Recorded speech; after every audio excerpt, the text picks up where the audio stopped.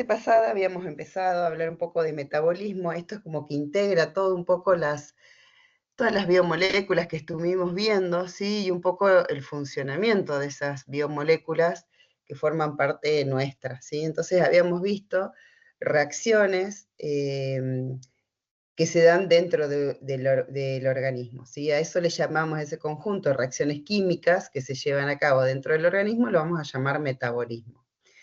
Y ese metabolismo está dividido como en dos rutas. Unas rutas que pueden ser anabólicas, que a partir de sustancias simples yo puedo formar, a ver el puntero,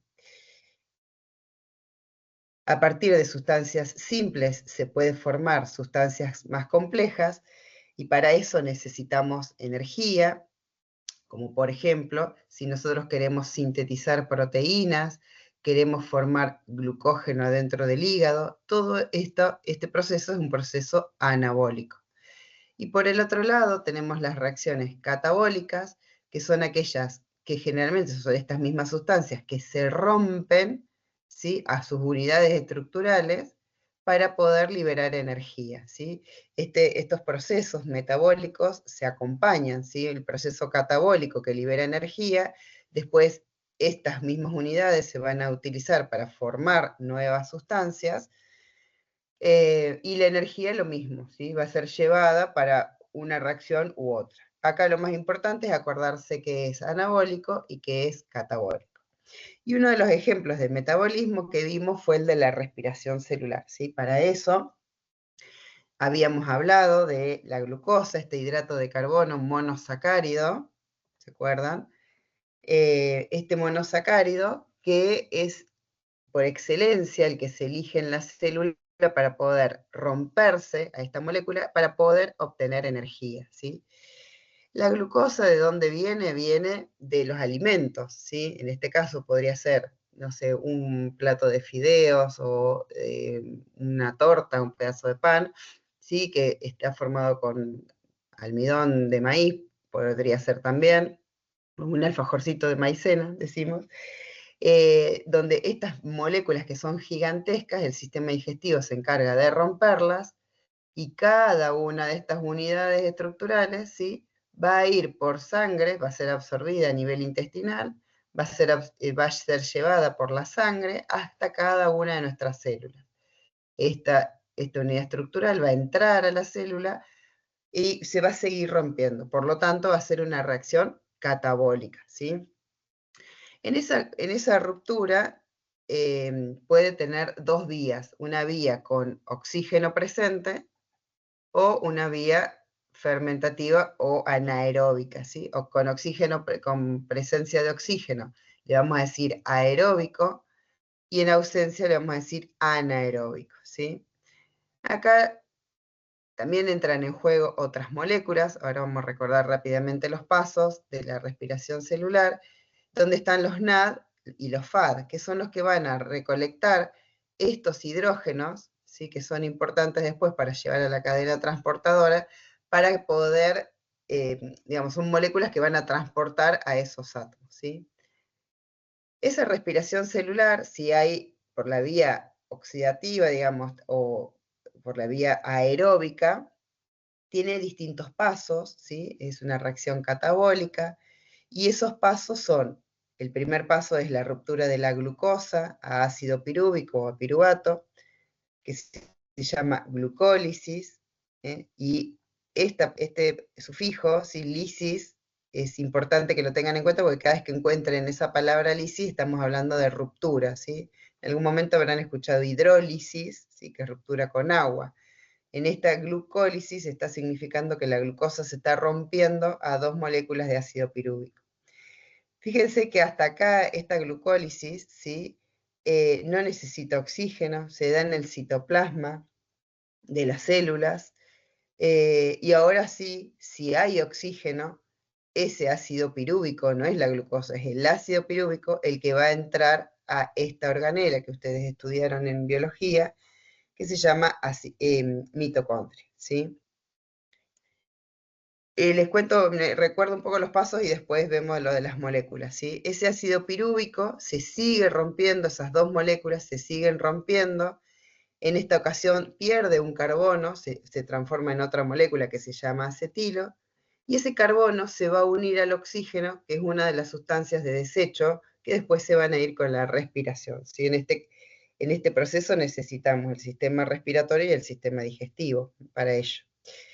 Luego, esa molécula de 2 carbonos, que se llama acetilo, se combina con una coenzima que se llama coenzima A, y va a entrar en la matriz mitocondrial. Ocurre todo esto, ¿sí? de la mitocondria, ocurre el ciclo de Krebs. En el ciclo de Krebs son sustancias que se unen, se acoplan y se desacoplan, ¿sí? En un circuito, justamente en un ciclo, generando bastantes NAD y FAD, ¿sí? También se genera algo de GTP o ATP.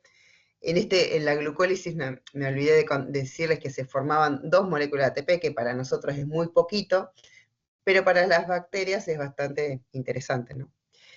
Y luego, esos NAD, estas moléculas que eran nucleótidos, los NAD y los FAD, que se van a liberar acá, se van a liberar acá, o sea, se van a liberar, se van a reducir acá, van a captar esos hidrógenos. Acá también todos los NAD y los FAD ahora van a llevar a ese hidrógeno que nosotros nos interesaba de esa glucosa a la cadena transportadora de electrones. Ustedes recuerdan, la cadena transportadora de electrones había proteínas que atravesaban en proteínas transmembranas, complejos proteicos bastante grandes, que están a lo largo de estas crestas mitocondriales, y por lo tanto este hidrógeno, ¿sí? Se va a separar en su electrón y en su protón. El electrón iba a ir saltando por ese complejo, por esos complejos, impulsando el paso de los protones hacia el espacio intermembranoso, ¿sí? Esos protones luego, acá no está dibujada, van a querer volver a entrar hacia la matriz mitocondrial a través de una proteína que es re importante, que es la ATP-ASA, ¿sí? La ATP sintetasa o ATP-ASA tiene 2 partes, una es una proteína canal, ¿sí? Y la otra tiene como una turbina donde cada vez que pasa esos hidrógenos rotaban y se generaba la formación de ATP, ¿sí? Entonces eso se llamaba fosforilación oxidativa. Pegamos, donde se libera esa energía, la guardamos en pegar estas con fósforo, digamos, hasta 3 fósforos podemos formar esta molécula que es el ATP, que también era otro nucleótido, que los estudiamos allá cuando vimos ácidos nucleicos, ¿sí? Por cada NAD que llega a las cadenas transportadoras de electrones, se forman alrededor de 3 ATP, entonces eso sí es un montón. Y así es como la célula obtiene energía. La vía fermentativa, saco un poquito, perdón. La vía fermentativa, ¿qué pasa? El ácido pirúvico, al no haber oxígeno, ¿sí? En este NAD que se forma en la glucólisis,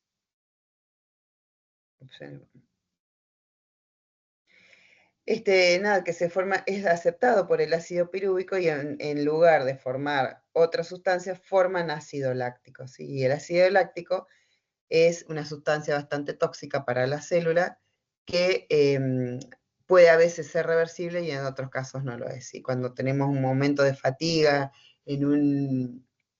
cuando estamos haciendo ejercicio y demás, el ácido láctico provoca fatiga, calambres, ¿sí? Pero es reversible, que ahora vamos a ver de qué manera se revierte el ácido láctico en el cuerpo, y cuando nosotros recuperamos oxígeno, ¿sí? Bien. Ahora vamos a ver un poquito en forma general qué nos pasa a nosotros en el organismo, ¿sí? Y seguir un poquito este camino de la glucosa, ¿sí? Hay muchas cosas que no vamos a entrar en juego acá, por ejemplo, la acción de las hormonas, pero sí un poquito de insulina vamos a hablar, pero no es la idea, ¿sí? Fíjense que acá, lo mismo que les contaba, nosotros ingresamos los materiales que vamos a necesitar para la construcción de sustancias, ¿sí? Ahora recordemos, la construcción era anabolismo, ¿sí? Y la degradación era catabolismo. Entonces, nosotros cuando comemos, recién decíamos una torta, un plato de pastas, pero también comemos carne, comemos lípidos, comemos proteínas, ¿sí? Esos alimentos son degradados en el sistema digestivo, y vamos a ver qué pasa con la glucosa, ¿no? Decimos, bueno, comemos un plato de pastas, ¿sí? Y esa glucosa, que es una de todas estas bolitas que está acá, ¿sí? El sistema digestivo se encarga de degradarla y va a entrar en el torrente sanguíneo. La homeostasis es una característica que tenemos los seres vivos de mantener constante nuestro equilibrio, ¿sí? Y mantener constante el equilibrio de la glucosa sería tener entre 70 y 100 miligramos por decilitro. Pero eso no es tampoco importante, digamos, es importante pensar, decir, bueno, nosotros tenemos que tener una cierta cantidad de glucosa en sangre, ¿sí? Bueno, recordamos la glucosa, entonces, ¿qué pasa? Vamos a seguir las líneas verdes. Cuando esa glucosa entra en sangre, se aumenta, ¿sí?, el nivel de azúcar en sangre. Eso es muy importante porque el 60% va a ir a parar al cerebro, ¿sí? Y después van a ir a los diferentes órganos, cerebros, músculos y otros órganos, ¿sí? Al incrementarse el azúcar en sangre, el páncreas, que es un órgano accesorio, digamos, del sistema digestivo, va a liberar insulina. Y la insulina lo que va a hacer es que es la que va a regular la cantidad de azúcar en sangre. Entonces va a captar, esos órganos van a captar glucosa y los van a guardar. Nosotros nos vamos a detener en en el hígado, ¿sí? Esa glucosa que está de más en la sangre va a ser capturada, ¿sí?, en el hígado. Por lo tanto, en el hígado se va a formar otra molécula, ¿sí? Acá en el sistema digestivo hicimos una reacción catabólica para poder obtener la glucosa solita, luego va por la sangre, y en el hígado nosotros a esa glucosa la vamos a transformar en otra molécula que es el glucógeno, ¿sí? Ese es un proceso anabólico, ¿sí? Porque estamos construyendo, es un proceso de síntesis. Entonces, fíjense, esa glucosa que venía de los alimentos, ahora la tenemos formando otra molécula, ¿sí? Por eso nosotros lo que necesitamos son las piezas, que serían los nutrientes, que esto también lo van a estudiar en nutrición, para poder armar nuestras propias moléculas. En este caso estamos viendo el caso de los hidratos de carbono, ¿sí? ¿Qué pasa? Una vez que el hígado capta esa glucosa que funciona, que anda en la sangre, ¿no?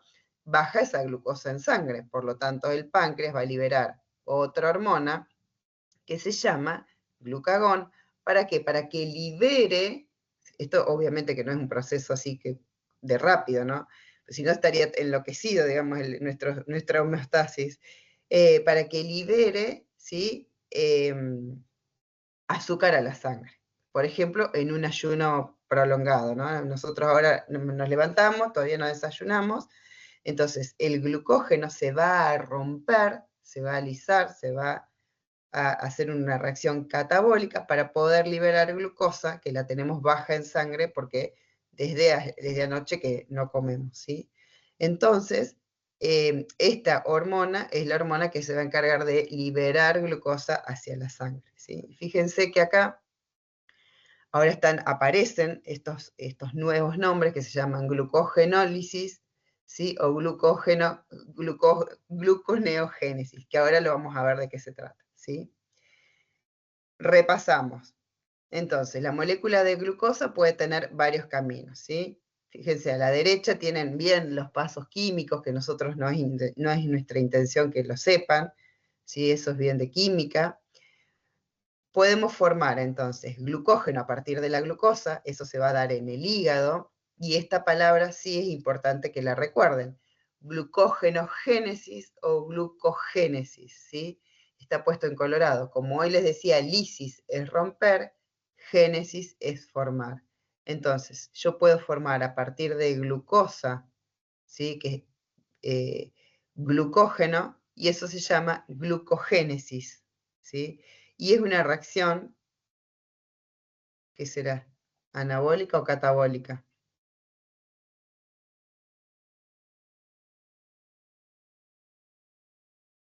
Anabólica. Anabólica, ¿sí?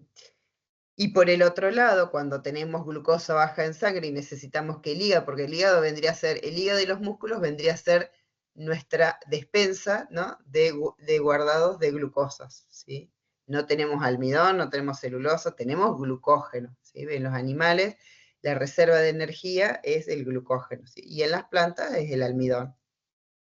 Por el otro lado, entonces, si tenemos que romper glucógeno para obtener glucosa, para poder, en este caso estaríamos haciendo esto, ahora que todavía no desayunamos, ¿sí? Sería una vía catabólica. Y eso se llama glucogenólisis,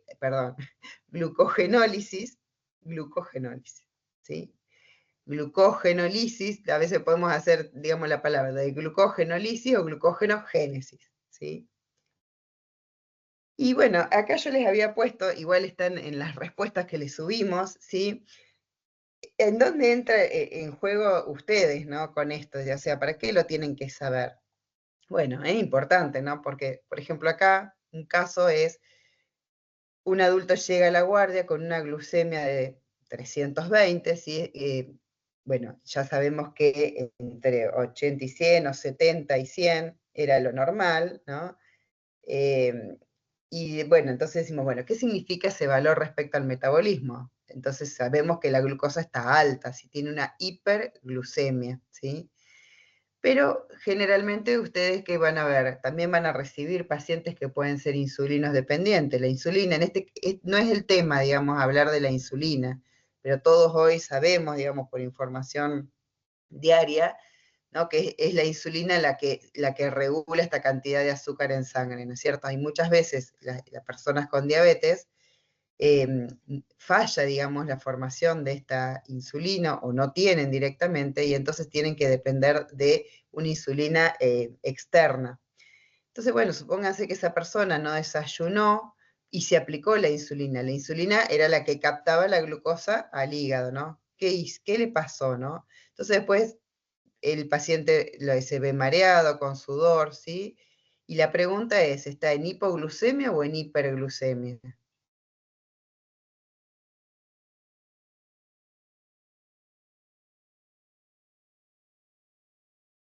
No Hiper, desayuna.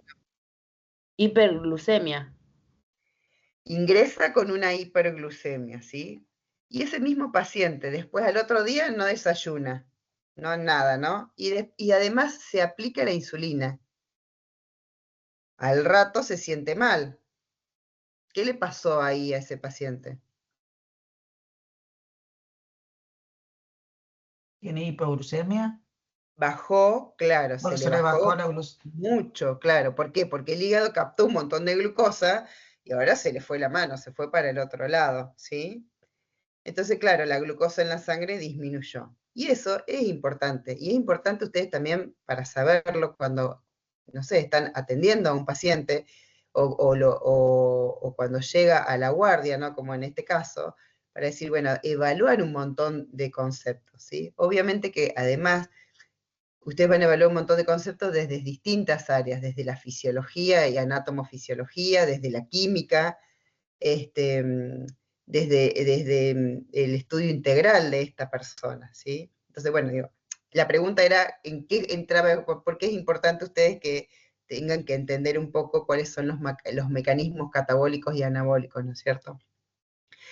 Pero también a veces cuando no tenemos, y esto también está muy de moda ahora con los ayunos intermitentes, muchas veces se puede formar glucosa a partir de otras sustancias, ¿sí? Acá recién veíamos, teníamos mucha glucosa, la guardamos en el hígado. Tenemos poca glucosa en sangre, el hígado libera glucógeno, la guardamos como glucógeno y del glucógeno liberamos. Eso sería como lo normal, ayudado por estas hormonas, ¿no?, de la insulina. Pero también puede haber formación de glucosa a partir de otras moléculas, ¿sí? Otras moléculas como pueden ser aminoácidos, ¿sí? Y eso se da en eso se da en el hígado y un poco en los riñones.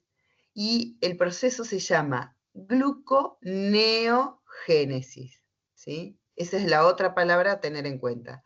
Gluconeo, de nuevo, génesis. En el anterior decíamos glucogenogénesis o glucogenolisis, ¿sí? Eso era con respecto al glucógeno. Pero este nuevo proceso que incorporamos ahora es formar glucosa a partir de otras sustancias. ¿Cuáles son esas otras sustancias? Pueden ser, por ejemplo, aminoácidos que provienen de la degradación de proteínas, ¿sí? Mucho de ácido láctico que proviene de esta fermentación láctica, ¿sí? O puede ser del glicerol, que es la degradación de los ácidos grasos, ¿sí? ¿Por qué les digo esto que está muy de moda? Porque, ¿qué pasa? Ahora está de moda los ayunos intermitentes, ¿no? Entonces se puede formar glucosa a partir del ácido láctico. Si nosotros tenemos ayunos prolongados, podemos tener, bueno, acá tenemos un ejemplo, ¿no? Una persona que puede estar internada, que supónganse que a lo mejor está esperando una, no sé, una operación, ¿sí? No es porque nadie le fue a dar de comer, entonces no recibe alimento de vía oral, ¿sí? Entonces ese organismo, la glucosa la va a obtener desde otro lado que puede ser en este caso el ácido láctico, ¿sí? Los órganos, o el principal órgano que, aparte es un órgano noble, no el cohete es muy grande, este órgano que es el hígado, ¿sí? Es un órgano muy noble, es el que trabaja para producir esa nueva glucosa, porque ustedes piensen que nosotros sin combustible no nos podemos quedar. Entonces, la respiración celular, o sea, la célula va a obtener energía, no le importa de dónde. Primero, la de mejor calidad va a ser la glucosa, entonces va a recurrir a estos mecanismos para poder obtenerla. Si supónganse que no tuviese glucosa, se terminaron todas estas vías, las va a sacar de las grasas. Y si no tuviese grasa, las va a sacar de las proteínas. O sea, de algún lado las va a sacar, ¿sí? Y va a ser, digamos, con una menor calidad de obtención de energía, ¿sí? Eso no lo ponemos en discusión, pero digo, la célula nunca va a dejar de trabajar en la obtención de energía, ¿sí? Entonces, fíjense, ¿por qué es importante que ustedes conozcan esto del ayuno prolongado, ¿no? Porque hay que saber qué le va a pasar, esto después lo van a ver en fisiología, qué le va a pasar a esa persona si hace mucho tiempo que no recibe un alimento, ¿no? ¿De dónde le recibe? A lo mejor va a tener un aliento medio raro, medio feo, y usted va a decir, bueno, uno puede ir analizando el porqué de estas cuestiones, ¿sí? Un poco lo traía a colación de estas cosas. Y vamos a ver qué pasa con el ácido láctico cuando nosotros hacemos ejercicio que les contaba, cuando tenemos un ayuno bastante prolongado, ¿sí?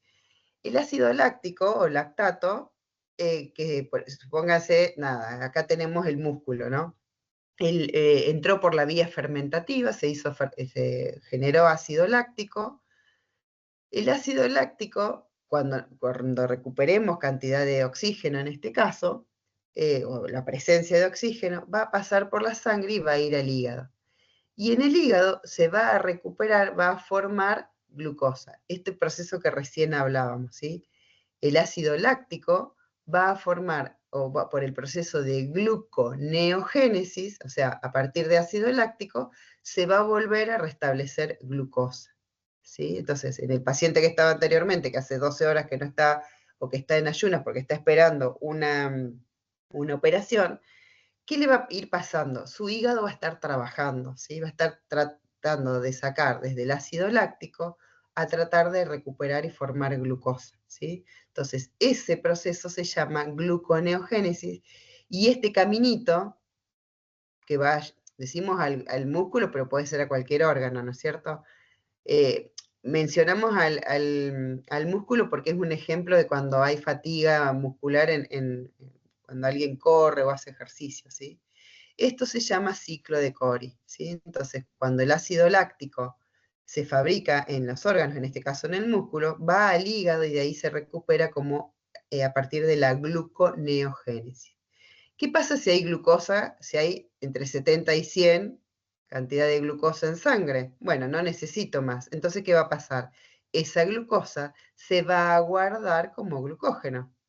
Este proceso es un proceso anabólico y se llama glucógenogénesis o glucogénesis, ¿sí? Cuando necesite glucosa, esta flecha roja se llama glucogenólisis. Libero glucosa y sale a la sangre. Un minutito que me estoy quedando sin batería. De paso los dejo respirar. Con los temas. Ahí estoy. ¿Sí? Bien. Entonces, por ejemplo, otras de las preguntas. ¿Cuál es la función del hígado en el ciclo de Cori? ¿Y por qué es importante? Entonces, el hígado, ¿qué función cumple? ¿No? Bueno, dice, ¿por qué el músculo produce lactato durante un esfuerzo intenso? Es cuando no tenemos oxígeno, la demanda de oxígeno es alta, ¿sí? Cuando empezamos a correr o hacemos un ejercicio intenso, entonces se fabrica ácido láctico. Ese ácido láctico va al hígado, ¿sí? Se produce el ciclo de Cori, por eso es importante para poder restablecer glucosa a partir de la gluconeogénesis, ¿sí? ¿Qué pasa si falla? Bueno, si falla vamos a tener una enfermedad que se llama acidosis láctica, ¿sí? Que también es probable que ustedes la puedan ver en sus pacientes, ¿sí? Bueno, por lo pronto nuevamente la misma pregunta, ¿de qué manera ustedes pueden ayudar en esto? ¿Sí? ¿Qué cosas tienen que hacer? Eso también después lo aprenden, digamos, a cómo manejar a los individuos, ¿no? Cuando hablan de enfermería, cuando hacen las materias de enfermería, ¿sí? Un poco es para meter, ¿sí? ¿Dónde se mete la química acá en sus aprendizajes? Y por último, estas son como más, digamos, una nota de color. También hay enfermedades que son genéticas, ¿sí? Por ejemplo, en esta enfermedad es una enfermedad hereditaria, ¿no? Que acumula glucógeno de manera exagerada. Bueno, ¿qué pasa? ¿Por qué no puede hacerlo? ¿Mm? Entonces, ahí en este caso, esto obviamente que nadie se lo va a preguntar, ¿no? Pero digo, hay una enzima, falta una enzima que es esa enzima, por lo tanto, no hay manera de degradar el glucógeno. Entonces, toda esta vía se hace, pero no puede llegar a la glucosa, ¿sí? Entonces, ¿qué va a pasar? Va a tener este tipo de síntomas, ¿sí? No va a tener glucosa en sangre y va a tener una acidosis láctica elevada porque obviamente que va a sacar, digamos, al no tener glucosa vamos a tener acumulación de ácido láctico, ¿sí? Pero bueno, es una nota de color, eso se lo había puesto como para que vieran, digamos, que hay un montón de trastornos de metabolismo y qué importante es conocer qué le pasa a esa persona. ¿Sí? Por ejemplo, vamos a lo normal, digamos, en un ayuno prolongado, y de dónde va a sacar esa energía, ¿sí? Bueno, un poco eso es lo que les quería contar, digamos, de metabolismo, un poco todo, metimos todo en conjunto, verán que todas las moléculas y demás las vemos, digamos, en el metabolismo. Voy a dejar de compartir.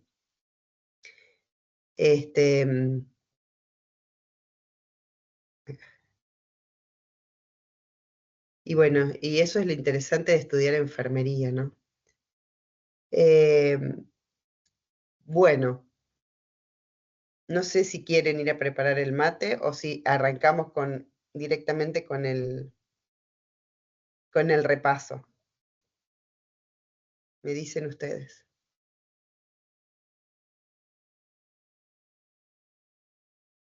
Sin palabras los he dejado, pero bueno, por lo Hay menos... chicos, profe, hay chicos de que no pueden escribir, eh, no pueden contestar por el micrófono, Ajá, digamos, bueno, chatean.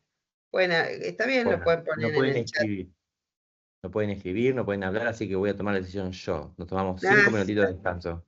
Bueno, Ah, más dale. bueno, más bueno, ¿Preparamos el Diego. mate entonces y arrancamos? ¿Les parece? Sí, sí. Bueno, bárbaro.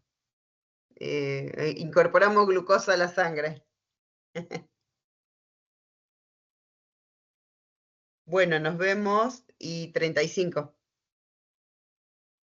Perfecto. Bueno, Diego, ¿andás por ahí?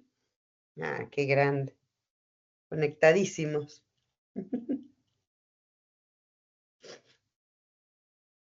Bueno, acá es el momento de hablar, confundirse, ¿sí?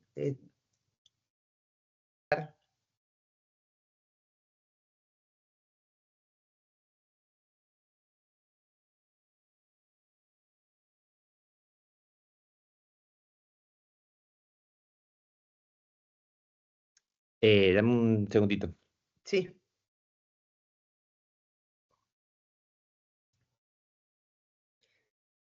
¿Quién pobre decía que tenía que sacar agua?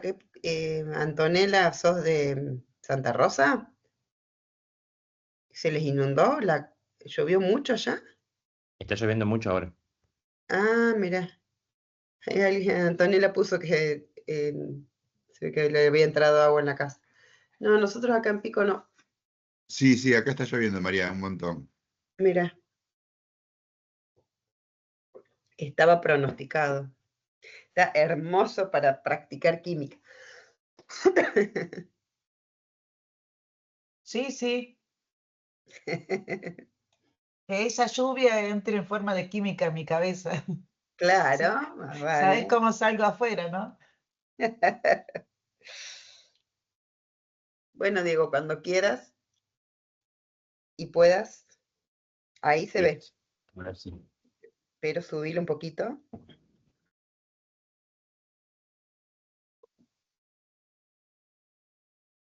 Ahí está. Bueno, Perfecto. Me muteo. bueno, gente, buen día. Para finalizar el módulo de transición previo al examen que vamos a tener la semana que viene, vamos a hacer un mini repaso de los puntos del modelo de examen final que se le subió en la plataforma. ¿Cómo les fue en la resolución del mismo? Buen día, Marce. Ah, vos ves el Casi chat. bien. Bien. Sí, sí, sí. Casi bien. Muy bien. Casi. Está Sí, bien. opino como Marce, casi. Bueno. Bueno, arranquemos entonces. Vamos a ir retomando como los conceptos claves que fuimos viendo a lo largo de todas estas clases. Y para el primero tenemos lo siguiente. En el primer punto plantea que un átomo neutro posee esa cierta cantidad de electrones y esa cierta cantidad de neutrones. Bien, entonces plantea distintos tipos de preguntas. Recuerden que una va a ser la correcta. Entonces vamos a ir viendo, yo les planteo una cierta metodología. Vamos a ir respuesta por respuesta, evaluando a ver si tiene sentido o no, si es correcta o no, y cuando encontremos la que a nuestro criterio es la correcta, directamente la tildamos como que esa es la opción correcta. Después se le va a subir a la plataforma las respuestas correctas, ¿no? Entonces, como habíamos visto con Germán, la primera clase,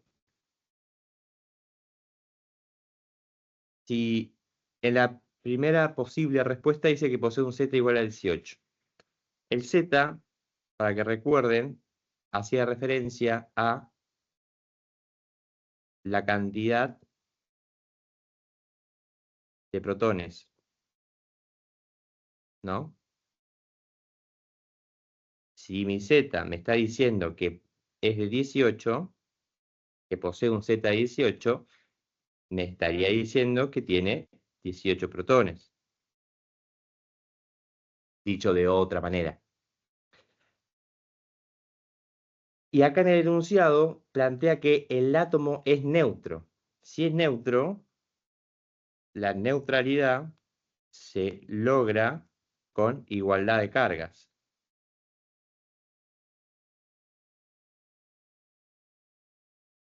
Es decir, va a tener misma cantidad de carga positiva y la misma cantidad en carga negativa. Ahora, ¿quién aportaba la carga negativa? Y los electrones. ¿Quién aportaba la carga positiva? Los protones.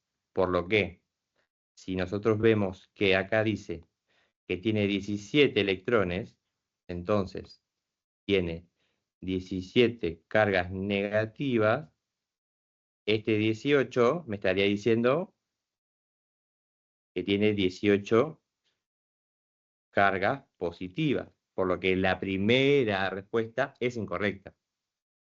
Vamos a la segunda. dice que posee un Z de 17. Misma lógica de análisis, 17 me hace referencia a la cantidad de protones. Si tiene 17 protones y es un átomo neutro, también va a tener 17 electrones. Misma cantidad de carga positiva, misma cantidad de carga negativa. ¿Coinciden?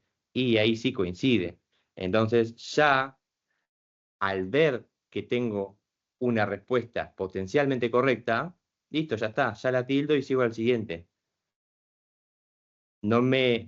Si ustedes quieren, pueden seguir deteniéndose y analizar los otros dos enunciados si no están lo suficientemente seguros. Por ejemplo, ahora vamos a ver el tercero, pero ya si ustedes tienen la suficiente convicción y certeza de que es esa la respuesta, siguen al siguiente punto. Pero, por ejemplo, ¿por qué no la tercera? Porque si yo, perdón, ¿no? Si yo me Sí, quedo en esa de que tengo un Z de 17,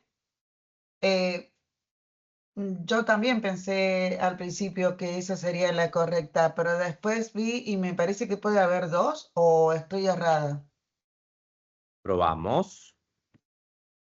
La tercera, ¿por qué sí o por qué no? En el examen, perdón que me meta, en el examen va a haber una sola correcta. Entonces, esto también es una práctica, ¿no? El múltiple choice es una práctica. Si ustedes tienen dudas de dos, por ejemplo, bueno, pueden dejar esas dos y analizarlas justamente, ¿no? Que es lo que estamos haciendo, detenerse un poco más. Lo que Diego les dice es que cuando, en este caso sí se puede seguir analizando porque uno puede pensar que en algo del núcleo, digamos, la tercera es para pensar, pero van a ver que en otras no hay como opción para seguir pensando, son como muy, muy incorrectas, ¿no? A eso se refería él. Perfecto.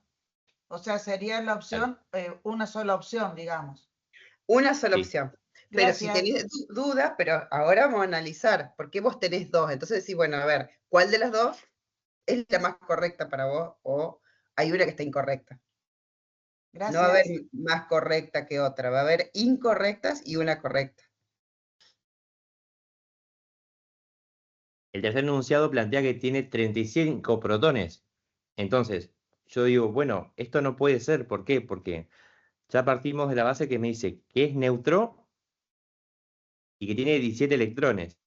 Entonces, la neutralidad se consigue con igualdad de cargas, tanto positivas de protones como negativas de electrones.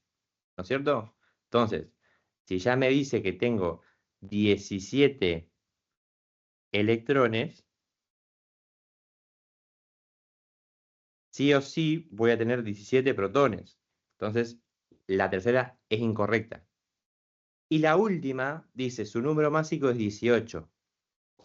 El número másico, o A, también conocido, eh,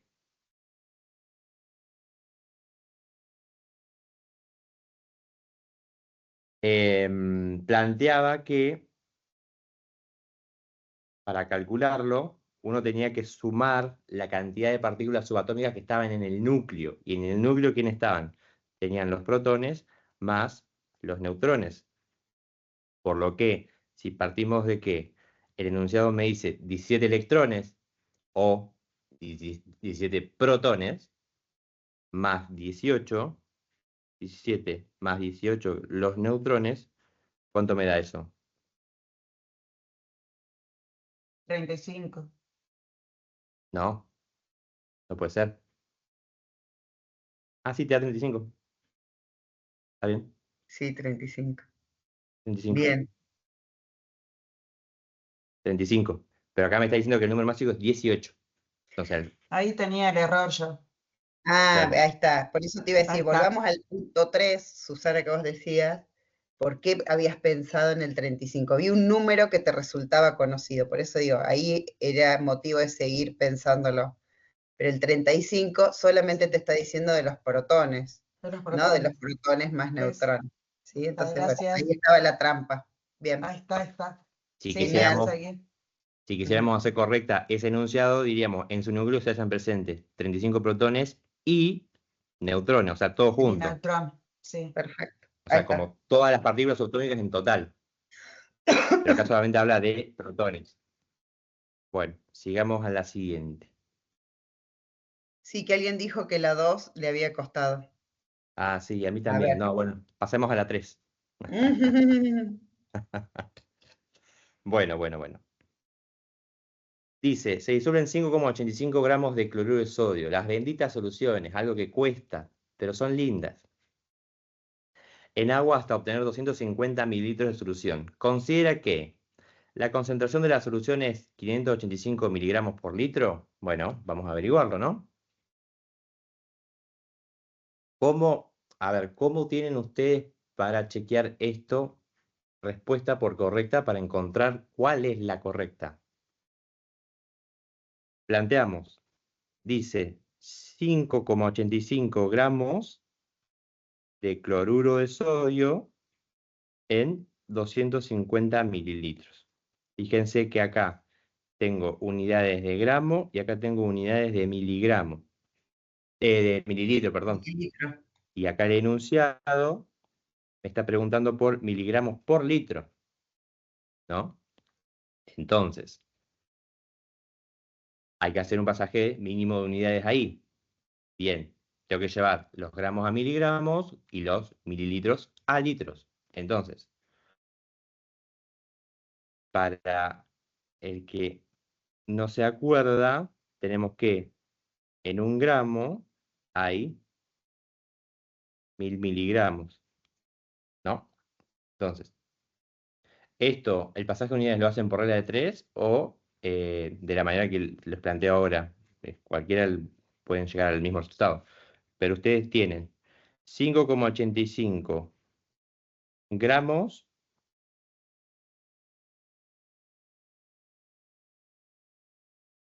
por simplifica cruzado. Entonces, acá voy a poner gramos para que se me simplifique y acá me va a quedar el miligramo. Entonces, ¿cómo era la relación?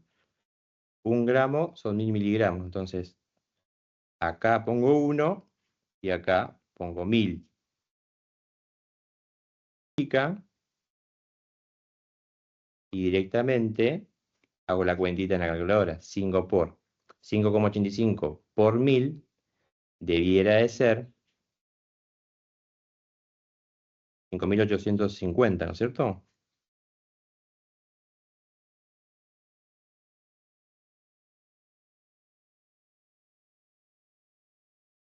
Sí. Bueno. Entonces, eso ya está pasado a miligramos. Si quisieran hacerlo por regla de 3 simple, bueno, dicen, bueno, a ver, si yo tengo que un gramo, vamos a hacerlo acá, yo tengo que un gramo me equivalen a 1000 miligramos, entonces, estos 5,85 gramos, ¿cuántos miligramos van a ser? Entonces, acuérdense, cruzado, multiplico y divido por el que queda. Sería 5,85 por 1000 dividido 1. Que ahí obviamente daría exactamente lo mismo. Que esa es la que por ahí es la que más han practicado. Claro, ustedes pueden elegir la que mejor les convenga, pero nada, siempre vamos a llegar al mismo resultado. Bueno, ya está, lo pasé a miligramos y ahora lo tengo que pasar a litro. Entonces, la otra relación era que 1000 mililitros hay en un litro. Entonces, el problema me dice 250 mililitros. ¿Cuántos litros van a equivaler eso? Entonces hacemos 250 por 1 dividido 1000. Esto da 0,25 litros. Entonces, bueno, nada, ya está. ¿Por qué? Porque planteo, bueno, a ver, 5850 miligramos están en 0,25 litros. ¿Cuánto me da eso? Esa división. Dividido 0,25 me da 23.400. Claramente que es mucho más grande a lo que está planteando la primera posible respuesta correcta del enunciado. Así que ya de entrada no es la correcta.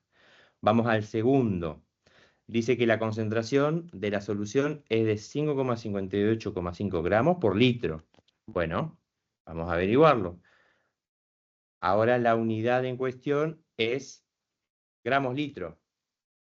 Bueno, entonces, originalmente el enunciado me daba el soluto, el cloruro de sodio en gramos, no tengo que hacer ninguna modificación de unidades, solamente tengo que hacer la modificación de los mililitros, que la hicimos acá. O sea, lo pasamos a litro, ¿ven? Ahí. Entonces, bueno, esto es el enunciado A. Esto, la reacción que voy a hacer ahora es para el enunciado B. Planteo 5,85 gramos en cuanto en 0,25. El resultado me va a dar en gramos por litro 5,85 dividido 0,25 me da 23,4. muy bien, 23,4. ¿Qué respuesta me da? 0,585. Claramente no coinciden las respuestas. Listo, la segunda tampoco es la correcta. Vamos a la tercera. La tercera dice, el soluto es el agua. Bueno, por definición, el agua siempre o sea, el agua se conoce como el solvente universal. Entonces, si nos remontamos a definiciones de una solución, de lo que es una solución, la solución está conformada por un soluto más un solvente. Entonces, si yo ya por definición digo que el agua es el solvente universal, no puede ser solvente y soluto al mismo tiempo. No puede. ¿Cómo es el dicho de no puede ser? Bueno, marinero y capataz. Bueno, algo así. ¿No? Hoy con los dichos no estoy muy ducho, pero. Ah, no, lo de la. ¿Cómo es el dicho, Mari? O alguien que sepa de No dichos, sé, estoy pensando, ¿qué querés decir? de la orquesta. No podés ser director de orquesta y. Bueno, no importa. No importa, no me hagan Instrumentista. caso. Es muy temprano. Básicamente que no podés estar en dos lados a la misma vez. Claro, Exactamente, yo el que es la está es idea. que no estás ni en la misa ni en la procesión. Eso es otro dicho, bueno. Entonces, o sos solvente o sos soluto. El agua de por sí es el solvente universal. Es por definición, ¿no? Se disuelve la gran mayoría de los descompuestos, salvo ciertas características de otros, por ejemplo, los que se disuelven en características no tan afines al agua, como aquellas sustancias más lipofílicas, pero no importa. Sí, Marcela, yo también, la verdad que me parece una lástima, justo hoy que estoy exponiendo y no No, podamos tener un no se feedback, puede una pelear, devolución, pero no te puede no pelear. me podés pelear, pero bueno, no importa. Bueno, Entonces, Rubén, el agua es el solvente. El agua, el solvente, más otro soluto, que en este caso es el cloruro de sodio, forman lo que es una disolución o solución. Son todos sinónimos. Disolución es un sinónimo de solución. Y solución es lo que escribí acá arriba con SC. Vamos a ponerlo ahí. Entonces, como bien dijo la compañera, no podés estar en la procesión, en la misa.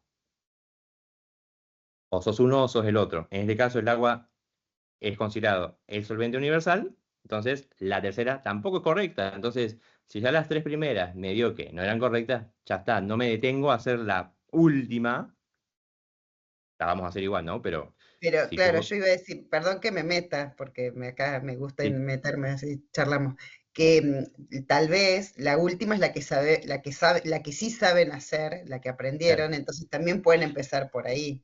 tal cual. Y le quería decir a Rubén, claro, acá tenemos agua y sal, ¿no? Entonces, bueno, el cloruro de sodio en este caso sería el soluto y el agua sería el solvente, ¿no? Siempre es lo que está en mayor proporción. Nada, siga nomás. Bueno, Exactamente. corroboremos por qué esa es la correcta. Entonces, claro, o si yo no estoy muy ducho con este tema de soluciones y ya las 3 primeras no me dieron como correctas, me tiro la pileta, elijo la cuarta y sigo. Y si quiero hacer una corroboración y chequear de que efectivamente sea la 4, bueno, vamos a hacerlo. Dice que la concentración de la solución es 2,3% masa sobre volumen. Bueno, vamos a ver por qué. Recuerdan que, esto es para el D, recuerdan que el porcentaje masa en volumen me indicaba cantidad, ¿en qué? En gramos. ¿Por qué en gramos? Y por esta M. Cantidad en gramos de soluto por cada 100 mililitros de solución. ¿Por qué mililitros? Y por esta B. Esta B a mí me indicaba la unidad en la cual yo tengo que tener en cuenta o presente la solución, si es en gramos o en mililitros. Entonces, el ejercicio me estaba planteando 2,3%, 2,3% M sobre B. ¿Qué me está queriendo decir eso? Que hay 2,3 gramos de soluto, o sea, cloruro de sodio, en 100 mililitros de solución. Entonces, planteamos. El enunciado me dice que que yo disolví esta cantidad de gramos en esta cantidad de mililitros de solución. O que disolviste esta cantidad en gramos en agua hasta llegar a 250. Bueno, perfecto. Eso es esto sucedió así. Pero yo quiero chequear cuántos gramos hay en 100 mililitros para poder corroborar si efectivamente esta es la correcta o no, ¿no? Si efectivamente esa es la concentración de la solución. Entonces, bueno. ¿Cuánto eran? 5,85. 5,85 gramos. Agregué agua hasta llegar a un volumen total de 250 mililitros. Perfecto. Bueno, en 100 mililitros, ¿cuántos gramos voy a tener? X. Entonces hago, recuerden, siempre cruzado. Esto multiplica y el resultado se divide por el valor que queda. Entonces, 5,85 por 100 dividido 250, 2,34 gramos. Y como eso ya está en 100 mililitros, esto puedo decir que es 2,3%, 2,34 masa sobre volumen. ¿Coincide con el enunciado del ejercicio? Sí, 2,3. Entonces, bueno, si no estaba seguro y elegí la última porque el resto no me había dado, bueno, estaba bien. Y ahora sé soluciones y chequeo y me da como lo que planteaba el enunciado, listo, un doble chequeo. Ya está, esta pregunta la tengo adentro. Perfecto. Sigamos, ¿alguna duda hasta acá? Marcela, si tenías alguna duda, activa el micrófono. Solo si Yo- tenés yo- 2,34. Por ejemplo, que te sale 2,34 y ahí Sí. no figura 2,34 en el enunciado, no importa que vos pongas 2,3, ¿verdad? Está bien, Porque los otros números Y no. vos no coinciden, está bien. guíate siempre por la cantidad de decimales que aparezcan en el ejercicio. Si acá Perfecto, tomamos el solamente... primer decimal, digamos. Sí, si acá te hubiese puesto, ponerle, por ejemplo, 2,39 para darle como una más exactitud, y a vos te da Sería 2,40. 2,34, sí, Bien, Eh, gracias.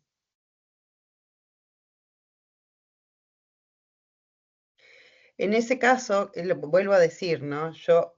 ¿Qué hubiese hecho yo? Arranco por lo que me resulta más fácil. Fíjense que la última que ustedes están hablando en gramos, en mililitros, antes de hacer todo ese pasaje que me lleva tiempo, arranco por esa. O sea, uno puede arrancar a mirar, ¿no? Ya saben que el soluto, o sea, la del agua, la C no es.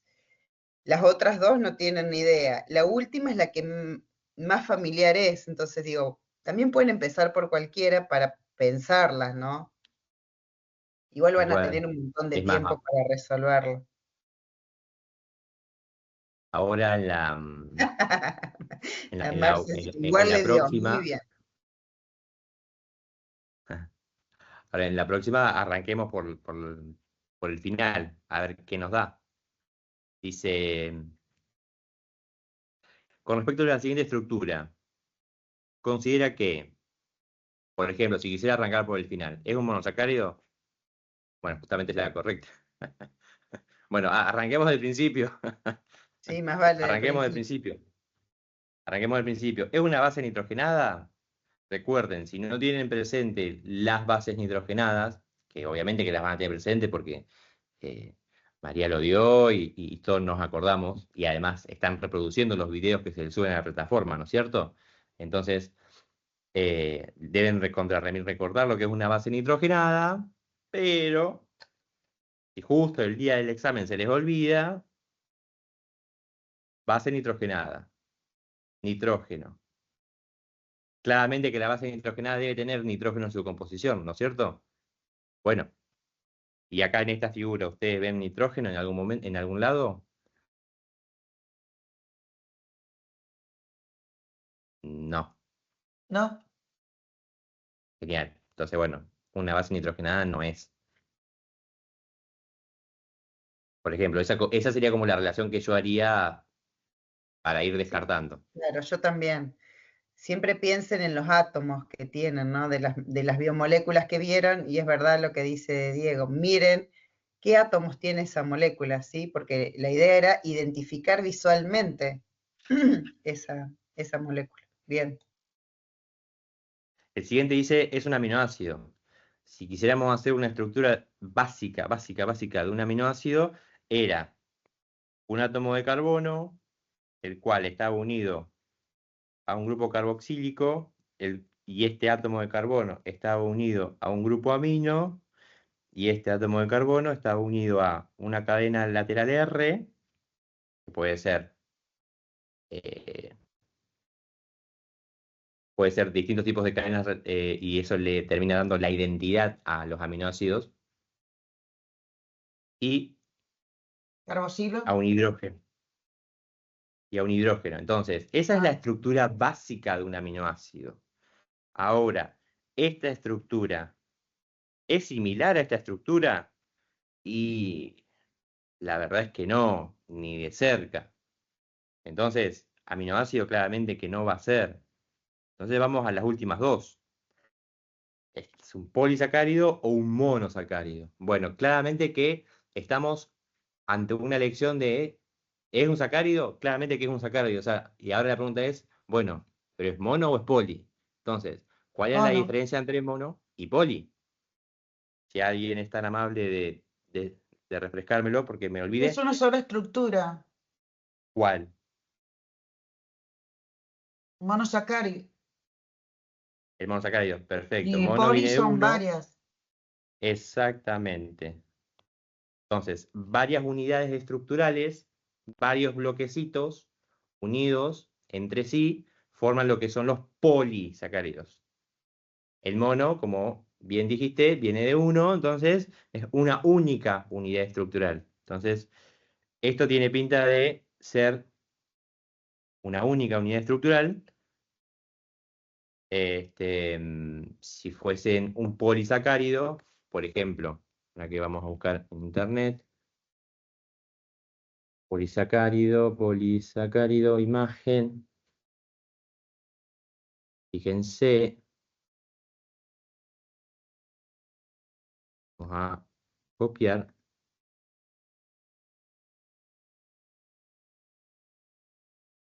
Vamos a pegar.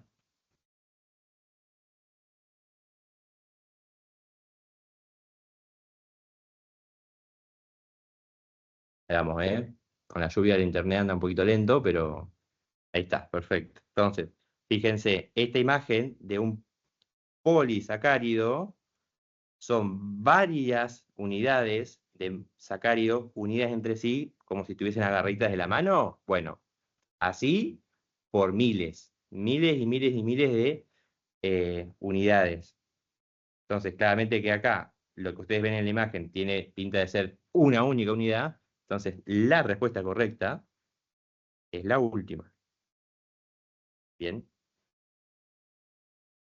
Bueno, ¿alguna duda hasta acá? Bárbaro.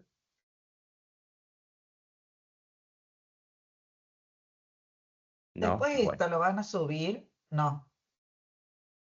Sí, ¿Se está grabando? Sí, sí. Ah, ¿cómo que gracias, no? gracias. Claro, claro Lo que vieron que sí. hasta le pone Claro. carátula al video. ¿Prestaron atención o no a eso? Sí, sí, Claro. sí. Está Tengo animado. tengo el placer de cerrar este módulo de transición. Mirá que no voy a subir la grabación. Claro. Claro, por supuesto. Bueno, sigamos. 9:15. Vamos por la pregunta 4. Bueno, voy a hacer un poco más rápido, así intentamos llegar a las 1:30 bien. Dice, con respecto a la siguiente estructura, ¿consideras que es un esteroide? ¿Es un triglicérido? ¿Es una prostaglandina? ¿Es un fosfolípido? Uf. Bueno, ¿cuál elijo si no me acuerdo ninguna de las estructuras, ¿no es cierto? Bueno, vamos por la última. Dice fosfolípido. La palabra te dice fosfolípido, No tiene fósforo. fosfo, viene de Exacto. Es fósforo, lo mismo. Miran qué cosa les es familiar. y Sí, sí. claro, y el fósforo en Es la la tabla P. periódica aparece con la letra P. Entonces, buscamos en esta estructura, ¿hay alguna P? Y yo no veo. Entonces, listo, la última no es. Perfecto. Ahora después, entre esteroides, triglicéridos y prostaglandina, bueno, te quiero ver.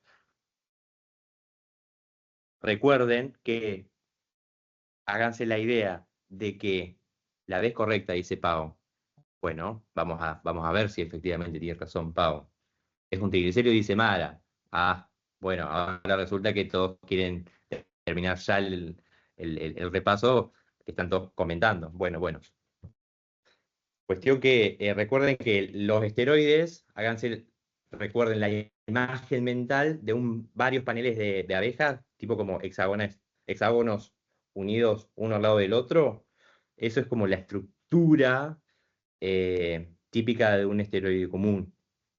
Y esto no tiene imágenes de un panel de abeja tipo de 3 anillos, por ejemplo, ciclados. No tiene. Entonces, bueno, esteroide no es. Estamos en triglicérido y prostaglandina. Bueno, es un triglicérido. ¿Por qué? Porque triglicérido, si uno empieza como a descomponer la palabra, triglicérido, triglicérido, tri viene de 3, entonces tiene que tener como 3 unidades iguales o distintas entre sí, pero tiene que tener 3 unidades. Y glicérido viene de el glicerol. Y el glicerol tenía esta estructura, ¿no? Eran 3 átomos de carbono, por ejemplo, de este estilo. Por ejemplo, acá esta molécula no está así tal cual la acabo de hacer ahí, pero es un derivado del glicerol. Entonces, ¿por qué es un triglicérido? Y porque tiene 3 ácidos grasos, 1, 2, 3, 3 ácidos grasos. Ahí está el reflejo de la actualización. Bien. Y tienen acá el glicerol que habíamos visto ahí. Perfecto. Entonces, la opción correcta es la 2. Bueno, Sigamos. Acá para lípidos, no solamente para reconocer estas moléculas, acuérdense de los ácidos grasos saturados, insaturados, eso también, eso, digamos, es algo a tener en cuenta. Muy bien, Marce, me encanta. Vamos a poner un corazón al comentario de Marce. Dale, Antonella, no hay problema. Entonces, vamos por la pregunta 5. Dice, con respecto a la siguiente estructura, ¿considera que es un monosacárido? Bueno, ya habíamos visto arriba del todo qué era un monosacárido, entonces ya directamente descarto esa como una posible respuesta correcta. ¿Es un nucleótido? ¿Es un nucleósido o es un ácido graso? Bueno, ácido graso también ya descarto porque ya vimos los lípidos cómo era un ácido graso. ¿Correcto? Entonces, estamos entre es un nucleósido o es un nucleótido. Nucleósido dice en el chat. Creo que es un nucleósido, dice Sebastián. Pavo contundente dice, no, me agrega un creo al final, también está dudando. Bueno, la única que tiene la certeza es Mara. ¿Pero por qué es un nucleósido con S y no con T? Es la pregunta.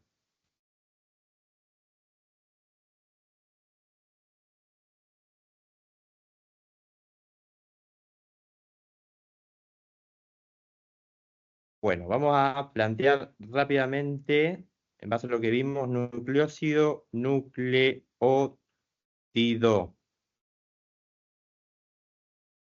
¿Sí? Entonces,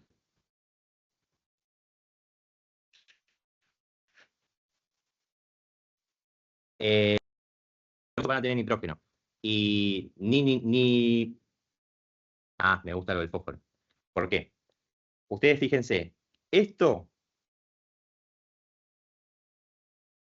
tanto nucleósido como nucleótido, tienen un azúcar. ¿Cuál es el azúcar? Este de acá. Bien. Tanto el nucleósido como el nucleótido van a tener una base nitrogenada.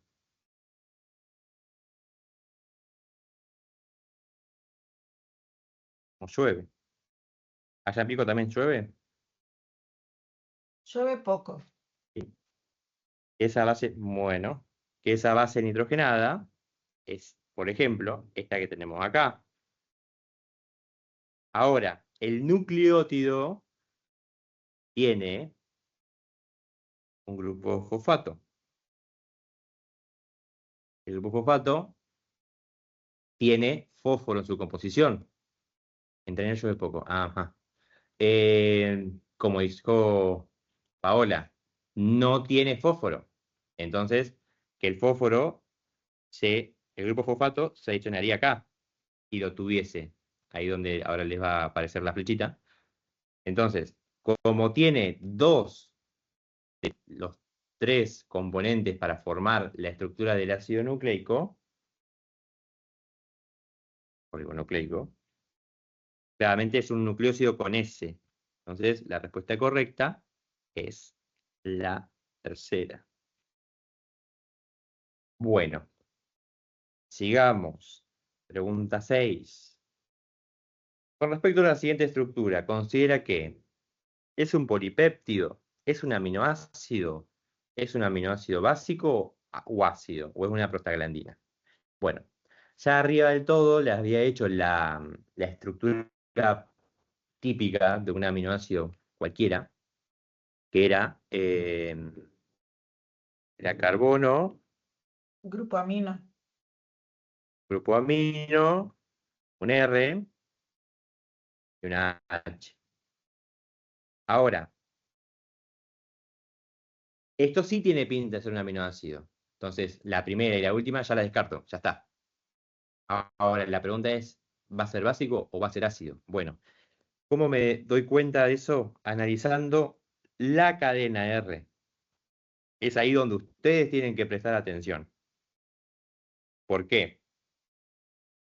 Porque si en la cadena R, entre toda su composición, hay algún grupo de estas características, un ácido carboxílico, y bueno, entonces va a ser un aminoácido de tipo ácido.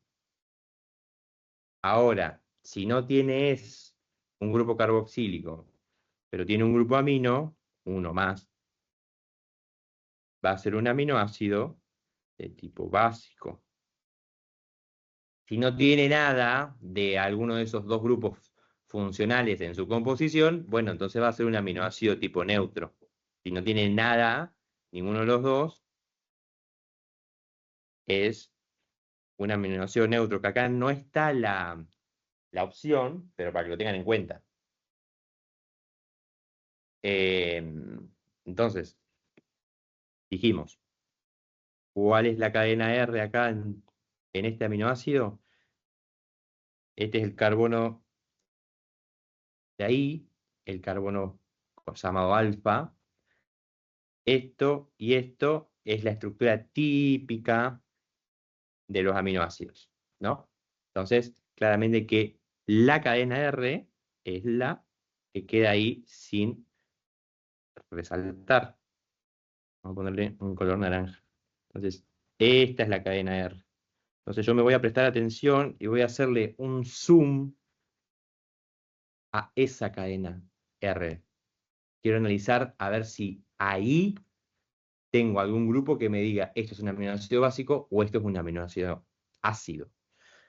Y claramente acá tenemos el ácido carboxílico, el que me daba las características de que sea un aminoácido ácido. Entonces, la respuesta correcta, en este caso en particular, es la tercera.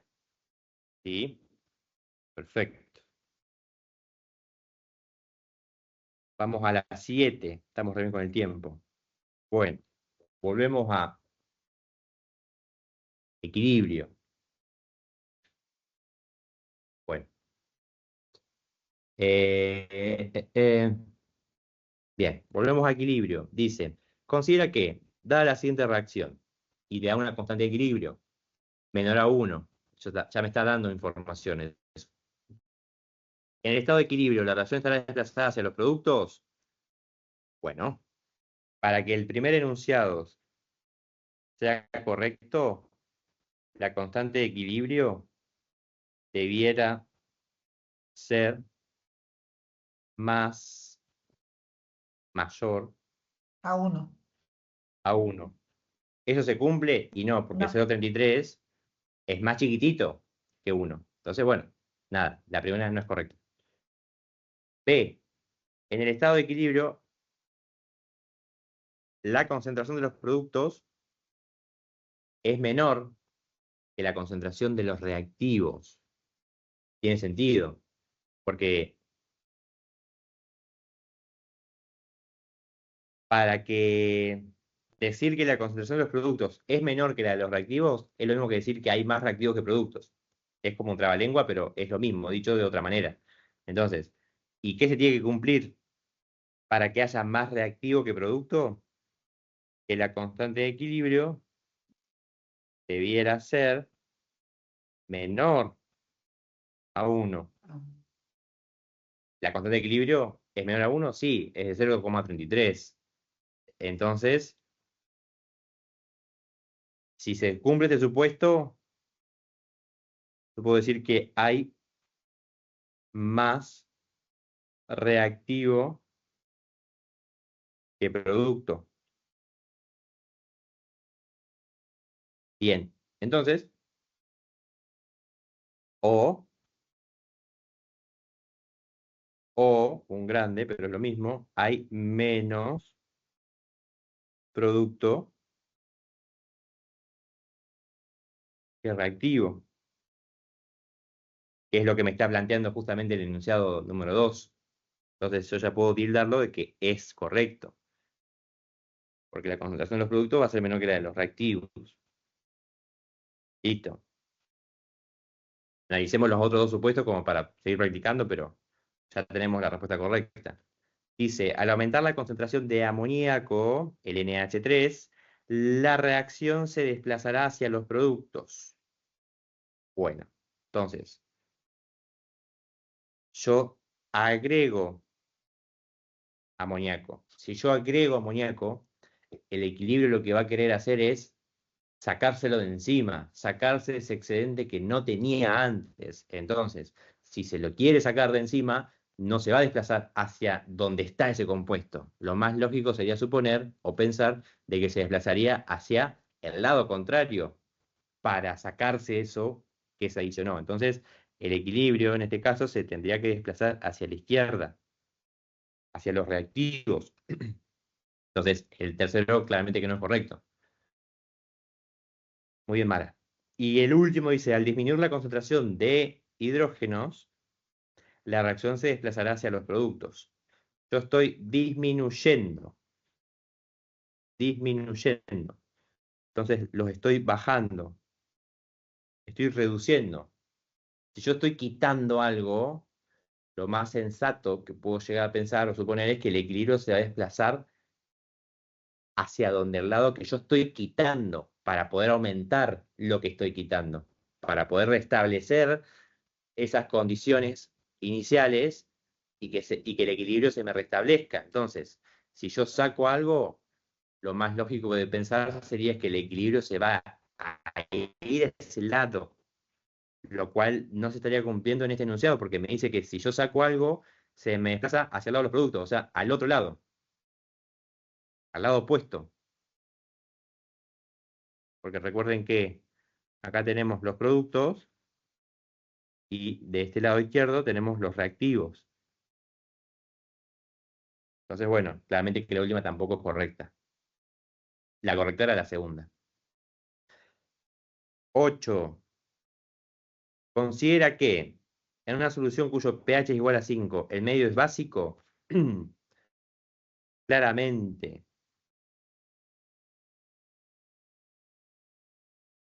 Claramente que no, me tendrían que decir. ¿Por qué? Pues si hacemos la escala de pH, yo sé que de 0 a 7, para valores de pH, el pH va a ser ácido. En 7, el pH es neutro y mayor a 7 y hasta 14, el pH va a ser básico. Y a mí me está diciendo pH igual a 5, o sea que estamos en este lado de la recta. Dice que es básico, no, es ácido. Bueno, Es la ácido. primera no es correcta. Bien, muy bien. Y mayor básico, perfecto, me encanta. Dice la segunda, si el pH de una solución es 8, entonces el medio es básido. No, si es Básico. 8, tal cual, estamos acá, entonces si estamos acá, el pH no va a ser ácido, va a ser básico. Entonces el segundo tampoco es correcto. Tercero, en un medio básico, la concentración de protones es mayor que la de oxidrilos. Bueno, ¿cómo sé yo eso? Bueno, recordando que en los pHs ácidos hay mayor cantidad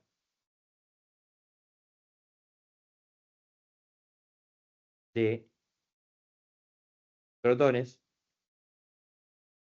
Acá es la misma cantidad, la concentración es la misma de ambas especies, por eso se llega a la neutralidad. Y acá tenés mayor cantidad de oxidrilos, la mayor concentración, ¿no? Entonces, en un medio básico, es decir, acá, la concentración de protones es mayor que la de oxidrilos. Y no, en este lado de la recta hay mayor cantidad de oxidrilos, o sea que esa tampoco es correcta. Por lo que si ya las tres primeras no son correctas, las tres primeras no son correctas y por definición la única correcta es la última. Que dice, Neutro. en un medio... ¿Eh? Es neutro. Exactamente, dice, en un medio neutro el pH es igual a 7, claro, lo que vemos acá. Entonces la última es la correcta. Perfecto. 9, ya estamos terminando. Esto ya lo tienen fresquito. Yo Yo ya no voy a hablar de esto, ya lo pueden decir ustedes mismos cuál es la correcta, porque esto ya lo vimos. Ana construye, Cata destruye. Muy bien, me gusta. Entonces, si Cata Sería la B, destruye, transformación de moléculas complejas simples. muy bien, estamos todos de acuerdo.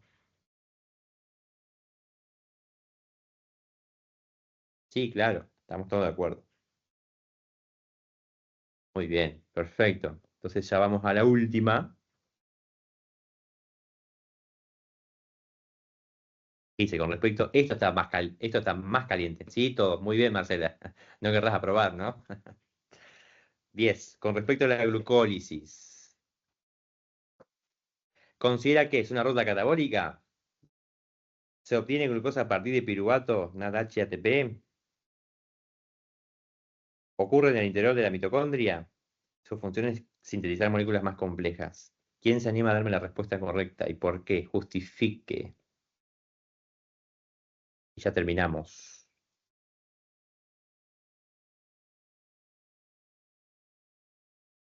Bueno, lo que es catabólica claramente, porque es una ruptura, muy Bien. bien. Exactamente, destruyen la glucosa. Entonces, la B no puede ser porque dice que se obtiene glucosa, y no, porque el lisis de la glucosa, o sea, la ruptura de la glucosa, la segunda no es. ¿Ocurre en el interior de las mitocondrias? No. Ocurre en el citoplasma. Y la última, su función es sintetizar moléculas más complejas, y no, justamente la función es romper las moléculas complejas para obtener moléculas más simples. Entonces, la primera es la correcta. Entonces, ya tenemos el repaso corregido, resuelto. Así que voy a pasar a compartir el código QR mientras quieran charlar algo. Hacemos tiempo. Sí, yo me voy a meter. Fíjense que las consignas no son profundas. Por ejemplo, esto que hablamos de la glucólisis, que yo les conté ahora de metabolismo en estas últimas dos clases, bueno, si uno quiere profundizar es mucho más complejo, pero no tenemos intenciones de eso, ¿sí? Sino que lo importante es que puedan entender cómo funciona nuestro metabolismo, ¿no? Entonces, van a ser preguntas de este tipo que van a ser sencillas y que apuntan a lo general, ¿sí? Sí, el 27 nos encontramos de manera presencial en cada sede y si no, el 4 de octubre es la segunda oportunidad. Preguntaban del recuperatorio. María, si me permitís, Sí, para los chicos de Santa Rosa, el examen es el 27, el sábado 27, el próximo sábado, a las 8 de la mañana en la Facultad de Ciencias Económicas y Jurídicas. Durante el transcurso de la semana le voy a informar el aula porque el BEDER está de licencia y todavía no solicitó el aula, pero sí va a estar es confirmado el día y el horario. Sábado 27, 8 de la mañana en Económicas y Jurídicas. bien, y nosotros en el aula de ingeniería. Sí, después de cargo todas esas novedades en el tablón de las novedades para que quede registrado ya.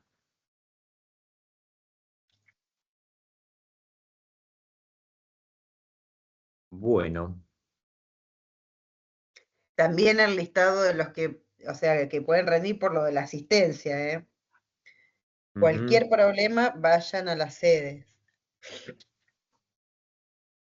Recuerden que las asistencias quedan todas grabadas.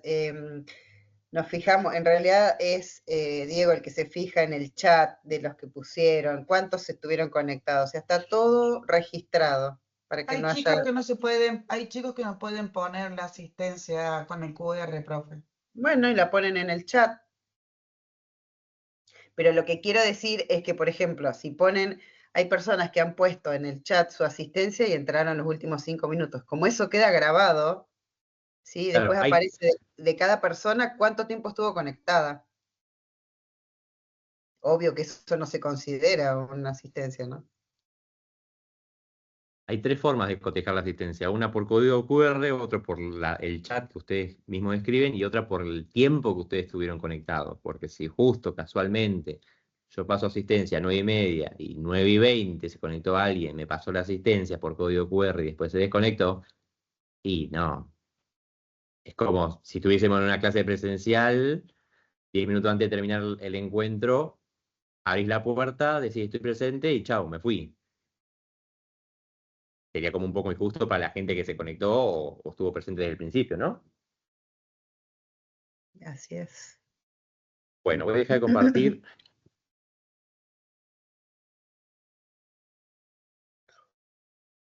No, eso sí, cuando están en Sí, toda la Pau. clase se ve. Por eso digo, como Sí, queda sí, todo sí. grabado. Es más, inclusive nos avisa en qué momento te conectaste y cuándo te volviste a conectar. O sea, todo. Estamos siendo Me encanta. monitoreados. La verdad que Teams, una Exactamente. locura. Ustedes quieren inteligencia Sí. artificial, ahí la tienen. Dieguito. Sí, pero yo no voy a estar el sábado, así que María te va a tener que recibir con los brazos abiertos y escuchar todo lo que tengas para Claro, decir. pero como el alfajor es para vos, sabés, ¿no? ¿Cómo le voy a dar? No sé si le voy a dejar entrar. Nada, pobre Marce. Nada. 100% de asistencia tiene. Impecable en la Marce.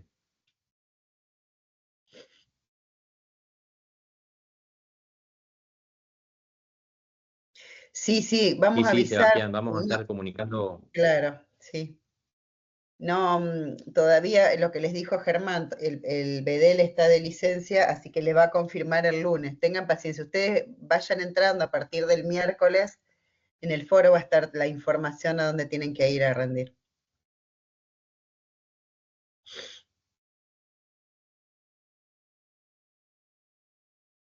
Más vale, todos van por ese aprobado. Muy bien. ¿Qué hago? ¿Dejo de grabar? ¿O ya pusieron todos su asistencia, verdad? Voy a dejar de grabar entonces. Sí, sí, después te quiero. Sí, sí, deja de grabar. Ya estamos. Bien. Bueno, gente.